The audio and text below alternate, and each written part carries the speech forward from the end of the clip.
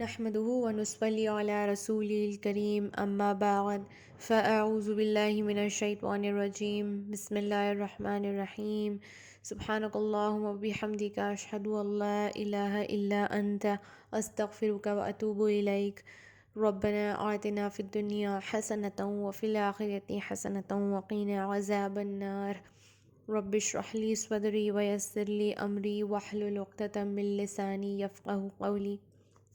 سورہ البقرہ میں ہم نے جن بھی احکاماتوں کے بارے میں پڑھا، جو ہمارے لیے نصیحت کی باتیں ہیں ان کے بارے میں پڑھا، اور اس کے بعد جو بنی اسرائیل کی قوم کے بارے میں ہم نے جو جانا، ڈیٹیل میں اس کے بارے میں جانا، ان کی تمام نافرمانیوں کے بارے میں جانا، اور ایک میجر چنک آف جو پہلا پارہ ہے اس کا، وہ بنی اسرائیل کے قصے سے، ان کی نافرمانیوں سے اور ان کی آزمائشوں سے ہم کیا عبرت حاصل کرتے ہیں، ان سب کو پہچانا ہم نے، اور ان سب کو اللہ تعالیٰ کی جو کوشش ہے ہماری ان کو پہچاننے کی اور ان سے عبرت حاصل کرنے کی، اللہ تعالیٰ اس کوشش میں ہم سب کی آسانیاں کرے۔ تو آج بنی اسرائیل کے اس جو قصے کا ہم بات کر رہے تھے، جو قرآن پاک میں پڑھ رہے تھے، آج الحمدللہ ہم اس کے اختتام پہ پہنچ گئے ہیں، اور جس طریقے سے اس بات کی شروعات ہوئی تھی، جس طریقے سے آغاز ہوا تھا، اسی ٹون میں، اسی تھیم کے ساتھ اس کا اختتام بھی ہوا ہے۔ لیکن اس سے پہلے ہمارے لیے بہت اہم بات ہے جاننا، اور وہ ان سب باتوں سے پہلے ہمارے لیے جاننا ضروری ہے جو اس آیت میں اللہ تعالیٰ فرما رہا ہے، الذین آتیناہم الکتاب یتلونہ حق تلاوتہ اولئک یؤمنون بہ وَمَن يَكْفُرْ بِهِ فَأُولَئِكَ هُمُ الْخَاسِرُونَ۔ تو وہ لوگ جن کو ہم نے کتاب دی، وہ اس کتاب کو اس طریقے سے پڑھتے ہیں جیسے اس کو پڑھنے کا حق ہے۔ تو یہاں پر ہم لوگوں سے خطاب ہے، کیونکہ ہمیں کتاب دی گئی ہے، ہم ان پسندیدہ لوگوں میں سے ہیں جن کو دین اسلام کی دولت ملی ہے، تو ہم لوگوں سے خطاب ہے کیونکہ ہم اس کتاب کو جانتے ہیں، پہچانتے ہیں، اس پر الحمدللہ ایمان رکھتے ہیں۔ تو اس کو پڑھنے کے کیا حقوق ہیں ہم پر، اس بارے میں سوچنا اور سمجھنا بہت ضروری ہے، اس طرف ہمارا رجحان اور تدبر کی بہت زیادہ ضرورت ہے۔ تو کیا حق ہے قرآن پاک کے ان لوگوں پر جن کے پاس یہ کتاب ہے، جو اس پر ایمان رکھتے ہیں، یعنی کہ جن میں سے ہم لوگ بھی وہ لوگ ہیں۔ تو سب سے پہلا تو یہ ہے کہ اس کی عظمت جو ہے وہ دل میں ہو۔ اس پر جب ایمان ہم رکھیں گے تو اس کی عظمت کتنی ہے، اس کی وسعت کتنی ہے، کتنی ان ڈیپتھ نالج ہے، وہ ہمارے دل میں رچ بس گئی ہو، کیونکہ قرآن جو ہے وہ علم کا سمندر ہے۔ ہر وہ چیز ہے جس کو انسان زندگی گزارنے کے لیے جاننا اس کے لیے ضروری ہے، ہر وہ چیز اس میں موجود ہے، چاہے وہ کبیرہ سے کبیرہ چیز ہو یا صغیرہ سے صغیرہ چیز ہو، ہر چیز کے بارے میں ڈیٹیل میں انسان کو پتہ چل جاتا ہے، کوئی ڈاؤٹ اس میں رہ نہیں جاتا ہے اس کو پڑھنے کے بعد۔ تو اس کی عظمت جو ہے وہ دل میں ہو۔ دوسرا، اس کو تجوید کے ساتھ ادا کریں، ہر لفظ کو اس کے حق کے ساتھ اس کو ادا کریں۔ ایسا نہیں ہے کہ جیسے ہم پہلے سے پڑھتے آ رہے ہیں ویسے ہی ہمیں پڑھنا ہے، ہم چینج نہیں کرنا چاہتے ہیں قرآن کو۔ اللہ تعالیٰ فرماتا ہے کہ ہم نے تم پر قرآن کو آسان کر کے بھیجا ہے، تو ہمارے لیے آسان ہے قرآن کو پڑھنا، اور ایسا نہیں ہے کہ اگر ہم کوشش نہ کریں تو اپنے پرانے پیٹرنز کو بھول نہیں سکتے، بالکل بھول سکتے ہیں، اس کو اس کی پراپر تجوید کے ساتھ ادا کر سکتے ہیں، کیونکہ اگر ہم نے ذرا سا بھی ادھر ادھر کر دیا، پورا کا پورا معنی جو ہے وہ بدل جاتا ہے۔ ذرا سا بھی ہم نے ادھر ادھر اپنے حرف کو کر دیا یا حرکات کو لمبا کر دیا تو اس سے پورے معنی بدل جاتے ہیں۔ جیسے کہ بس مثال کے طور پہ بہت بار یہ مثال دی جاتی ہے قلب اور قلب، تو قلب کا مطلب ہوتا ہے دل، اور قلب کا معنی ہوتا ہے کتا۔ تو آپ دیکھیے کتنا زیادہ اس میں جو میننگ تھا وہ پورا کا پورا چینج ہو گیا۔ اور بھی بہت ساری مثالیں ہوتی ہیں، لیکن میں وہ دینے لگوں گی تو بہت ڈیوریشن بڑھ جائے گی۔ لیکن ایک بہت ہی کامن جو ایک مسٹیک ہم لوگ کرتے ہیں وہ میں آپ کو سے شیئر کرنا چاہوں گی وہ ہے کہ ہمارے سلام جو ہوتے ہیں، جو سب سے پہلی چیز ہوتی ہے جب آپ کسی سے ملتے ہیں، وہ درست نہیں ہوتے ہیں بعض وقت.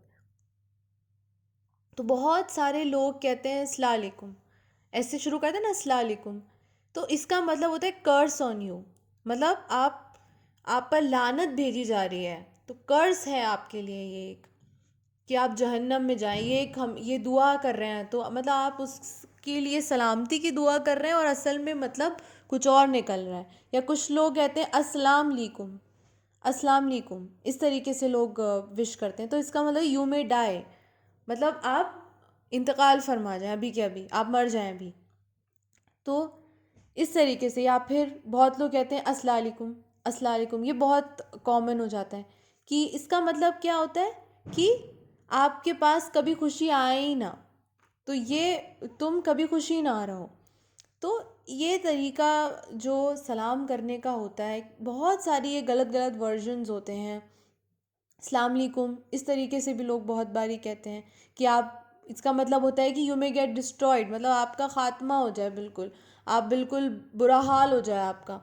تو ہم جو لوگوں کے لیے بھلائی کے دعا کر رہے ہیں، اپوزٹ جسٹ کہنے کا انداز بدل جاتا ہے تو اس سے پورا کا پورا معنی بدل جاتا ہے. تو ہم ایٹ دی اینڈ ہم کیا کر رہے ہیں، ہم اس کو بد دعا دے دیتے ہیں دعا کے بدلے. تو اس چیز کا ہمیں دھیان رکھنے کی بہت ضرورت ہے کہ کچھ بھی، کیونکہ اردو اور عربک دونوں الگ الگ زبانیں ہیں، ان کو ہم نے ہمیشہ انٹرچینجبلی پڑھا ہے. ٹھیک ہے، جیسے عین ہے، ہم ہمیشہ سے عین پڑھتے آ رہے ہیں، الف پیش او پڑھتے آ رہے ہیں، الف زیر ای پڑھتے اے پڑھتے آ رہے ہیں. اور آپ جب اس کو ڈھونڈنے میں نکلیں گے، جب آپ اس کو سیکھنا شروع کریں گے، آپ کو پتہ چلے گا کہ جب الف پر کوئی حرکت ہوتی ہے تو اس کو الف کہتے ہی نہیں ہے. تو اس میں بہت اتنا اس میں ڈیپ ہے جانے کے لیے. میں بھی اس پر زیادہ تفسیر نہیں کروں گی کیونکہ ہمارا جو پھر ٹاپک ہے اس سے میں ہٹ جاؤں گی. لیکن میں آپ سب سے انکریج کروں گی کہ قرآن کو پڑھنے کا حق تو ادا کرنا ضروری ہے. ایک حرف پر 10 نیکیاں ہیں، اللہ تعالیٰ کا وعدہ ہے، لیکن تبھی ہیں جب اس کو اخلاص کے ساتھ پڑھا جائے، اس کو صحیح طریقے کے ساتھ پڑھا جائے. تو پہلا حق جو تھا وہ ہو گیا اس کی عظمت دل میں ہو. دوسرا ہو گیا کہ اس کو تجوید کے ساتھ جس تلفظ کے ساتھ ہم ادا کرتے ہیں وہ. تیسرا ہو گیا اس کی تفسیر اور اس کا تدبر، اس کو سمجھ کر پڑھنا. حدیث میں آتا ہے کہ صحابہ کرام جب تک 10 آیتیں کہ جب پڑھ لیتے تھے اس کے آگے 11ویں آیت تب تک نہیں پڑھتے تھے جب تک کہ جو پچھلی 10 آیتیں ہیں ان پر عمل نہیں کر لیتے تھے. سبحان اللہ، اتنا زیادہ غور و فکر، اتنا زیادہ اللہ تعالیٰ کا خوف ان کے دل میں موجود تھا کہ آگے نہیں پڑھتے تھے جب تک کہ پچھلی 10 آیتوں پر عمل نہیں کرتے تھے. اور ہمارا کیا ہوتا ہے، ہم قرآن پڑھتے چلے جاتے ہیں، گنتی بڑھتی چلی جاتی ہے، لیکن ہمیں حاصل کیا ہوا؟ کچھ بھی نہیں ہوا حاصل، کیونکہ ہم نے اس کو سمجھ کے پڑھا ہی نہیں، ہم نے اس پہ عمل کرا ہی نہیں. اکثر یہی ہوتا ہے نا کہ آپ قرآن خوانی کرا رہے ہیں یا خوشی کے ٹائم پہ یا غم کے ٹائم پہ، وہ ایک ٹائم ہوتا ہے جس ٹائم قرآن پاک پڑھا جاتا ہے، بنا سوچے سمجھے اس کو پڑھا جاتا ہے. میں ہی نہیں کہہ رہی کہ اس میں کوئی برائی ہے. آف کورس آپ لوگ مل کر آپ کا جو ایک محفل ہے اس میں بہت خوبصورتی آ جاتی ہے جب اس میں قرآن کی تلاوت ہوتی ہے، لیکن صرف وہ کر لینا کافی نہیں ہے، صرف قرآن خوانی کروانا کافی نہیں ہے، صرف وظیفے پڑھ لینا کافی نہیں ہے. صرف اس پر جب تک ہم سمجھیں گے نہیں اسے، تب تک ہمیں کچھ حاصل نہیں ہوگا. ہم سمجھتے ہیں کہ ہم نے اس سے شروعات کر کے اس کو پڑھ کے ہمیں ایک لائسنس مل گیا ہے، لیکن جب تک ہم جو کام کر رہے ہیں اس کا لائسنس ہمیں تب تک نہیں مل سکتا جب تک ہمیں یہ نہیں پتہ ہے کہ اس کام کو کرنا کیسے ہے. صرف قرآن پڑھ لینے سے ایسا نہیں ہوتا ہے کہ آپ کو ایک گو نو گو مل گیا ہے کہ اب آپ جا سکتے ہیں آگے. لیکن جب تک آپ جو کام کر رہے ہیں آپ کو یہ نہیں پتہ کہ اس کام کو کرنا کیسے، اس کے پیچھے کی شرائطیں کیسی ہیں، اس کے پیچھے سنتیں کیا ہیں، اس سے جڑی حدیثیں کیا ہیں، اس کا کرنے کا سنت سے ثابت طریقہ کیا ہے، تو اس کو کرنے کا فائدہ نہیں ہے، چاہے آپ نے اس کا آغاز کسی بھی طریقے سے کیا ہو. تو جیسے میں نے پہلے کہا تھا نا، قرآن علم کا سمندر ہے، لیکن تب ہے جب آپ اس کو سمجھ کر انشاء اللہ تعالیٰ پڑھنے کی کوشش کریں گے، اور آپ کے عمل کیسا ہو، آپ صلی اللہ علیہ وسلم کی سنت سے ثابت جس طریقے سے عمل ہے اسی طریقے سے آپ کا عمل ہو. کیونکہ جب میں کہتی ہوں کہ قرآن علم کا سمندر ہے، تو آپ صلی اللہ علیہ وسلم عمل کا سمندر ہے، ایک عمل کا سمندر ہے، ہر برائی سے وہ پاک ہیں الحمدللہ. اخلاص کے ساتھ اپنا ہر کام کو انجام دیا، ہر کام میں جو ہماری نیک دلی ہے، جو ہماری نیت ہے، اس کو صاف رکھیں الحمدللہ. جب انشاءاللہ خود سمجھ میں آنے لگے دین، تو آگے پہنچائیں، دوسروں کو بچانے کی کوشش کریں، اور دوسروں تک اس بات کو پہنچائیں تاکہ دوسرے بھی فائدہ اٹھا سکیں، دوسرے بھی بچ جائیں. تو یہ 5 حقوق تھے جو قرآن کے ساتھ، قرآن پڑھنے سے ہمارے اوپر لازم ہوتے ہیں. اگر ہم قرآن کو غلط طریقے سے پڑھتے ہیں تو جو خسارہ ہے، جو نقصان ہے، وہ ہمیں ہی بھگتنا پڑے گا. کیونکہ قیامت کے دن ہر چیز گواہی دے رہی ہوگی، ہر چیز آپ کے سپورٹ میں یا تو آپ کے اگینسٹ بہت اسٹرانگ دلیل لے کے کھڑی ہوگی، اور اس وقت کہنے سننے کو کچھ باقی نہیں رہ جائے گا. جس کے پاس دین کی دولت تھی، جس کے پاس کتاب تھی، اس نے اس کتاب کا حق ادا کیا. اگر حق ادا کیا ہے تو وہ آگے سے آگے ہوگی. ہم نے پڑھا ہے سورہ البقرہ، پرندے کی شکل میں آئے گی اور اپنے پڑھنے والوں کو سایہ دے گی. لیکن کیا صرف پڑھ لینا کافی ہے؟ پڑھ لینا کافی نہیں ہے، اس کو سمجھ کر، اس پر عمل کر کر آگے پہنچانا بھی ضروری ہے، اور یہ بھی حقوق میں شامل ہے. تو جو قرآن پر عمل کرے گا، اسی کے لیے قرآن دلیل دے گا، اسی کی شفاعت میں قرآن دلیل دے گا. اور جیسے ہم نے پہلے بھی پڑھا نا، بہت سے لوگ جیسے بنی اسرائیل کے بارے میں بھی وہ دیکھتے ہیں کہ تو گرانٹ سمجھتے، کہ تو ٹیکن فار گرانٹیڈ ہے کہ ہم تو چوزن لوگ ہیں، ہم پر تو خاص کرم ہے، ہمیں خاص ایک بادشاہت عطا کی گئی ہے، تو ہمیں تو آگ چھو بھی نہیں پائے گی.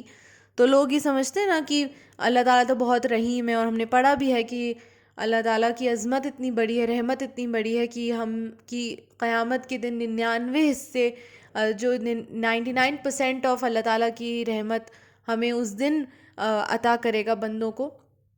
اور پھر ہم اس کے بعد ہم شفاعت کے بارے میں بھی پڑھتے ہیں کہ آپ صلی اللہ علیہ وسلم ہمارے لیے شفاعت کریں گے.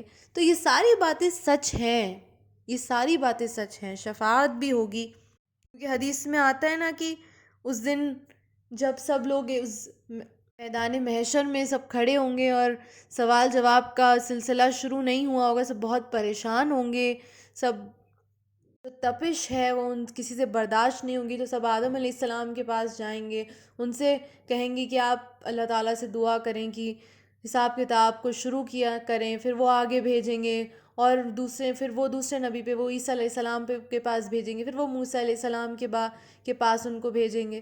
پھر موسیٰ علیہ السلام سے اور آگے ہوتے ہوتے آپ صلی اللہ علیہ وسلم کے پاس سب اپنی پریشانی کو لے کر جائیں گے. پھر آپ صلی اللہ علیہ وسلم اللہ تعالیٰ سے دعا کریں گے کہ حمد و ثنا کر کے کہ آپ حساب کتاب اللہ تعالیٰ شروع کرے. تو یہ شفاعت خاص جو ہے، شفاعت عظمیٰ اس کو کہتے ہیں، یہ سب بات ہوگی. پھر جو اللہ تعالیٰ کی رحمت ہے، اللہ تعالیٰ جو اپنے خاص بندوں کو بخش دے گا، جو شفاعت عام ہے، آپ صلی اللہ علیہ وسلم بھی دعا کریں گے، اور باقی اور چیزوں پر بھی اختیار ہوگا دلیل پیش کرنے کا. یہ ساری باتیں سچ ہیں، یہ ساری باتیں ہمیں معلوم ہیں. لیکن کیا ہوتا ہے کہ ہم انہی باتوں کو پکڑ لیتے ہیں اور انہی باتوں کو دماغ میں رکھ لیتے ہیں کہ اللہ تعالیٰ کی رحمت ہوگی ہم سب پر، آپ صلی اللہ علیہ وسلم شفاعت کریں گے ہم سب کی، امت مسلمہ کے لیے انہوں نے اپنی پوری زندگی رونے میں گزاری، ان کے لیے بخشش کی دعاؤں میں گزاری ہے. تو ایسا ہو ہی نہیں سکتا کہ ہم جہنمی بنیں، آپ صلی اللہ علیہ وسلم اللہ تعالیٰ کے محبوب ہیں. یہ ساری باتیں ہمارے دماغ میں رہ جاتی ہیں. اس کے لیے کیا محنت کرنی ہے وہ ہمارے دماغ میں نہیں رہتا. آپ آگے پڑھیں گے، جب آپ اور قصے پڑھیں گے ایسی ہستیوں کے جو اللہ تعالیٰ کے اتنے محبوب ہیں، لیکن اللہ تعالیٰ ان سے بھی کہہ رہے ہیں کہ کافروں کے لیے اور نافرمان لوگوں کے لیے کوئی شفاعت نہیں ہے. تو کفار کی شفاعت نہیں ہوگی، کوئی دلیل ان کے حق میں کام نہیں آئے گی. تو یہ دماغ میں بیٹھانا بہت ضروری ہے کہ کوئی بھی چیز کو گرانٹیڈ نہیں لینا ہے کہ ہم امت مسلمہ ہیں، ہماری تو شفاعت کی دعا ہوگی، اس دن کافروں کے لیے، نافرمان لوگوں کے لیے، جان بوجھ کے گناہ میں مبتلا ہونے والوں کے لیے کوئی شفاعت نہیں ہے، کوئی پوچھ تاچھ نہیں ہے، کوئی دلیل قبول نہیں کی جائے گی اس دن۔ تو اس سے پہلے کہ آپ کو پکڑا جائے، آپ کو پکڑ کے ٹھیک کیا جائے، دوسروں کی نصیحت ہو رہی ہے، اسی سے اگر آپ عبرت حاصل کر لیں تو وہ سب کے حق میں، آپ کے خود کے حق میں بہتر ہوگا انشاءاللہ تعالی۔ وآخر دعوانا ان الحمد للہ رب العالمین۔ السلام علیکم ورحمۃ اللہ وبرکاتہ۔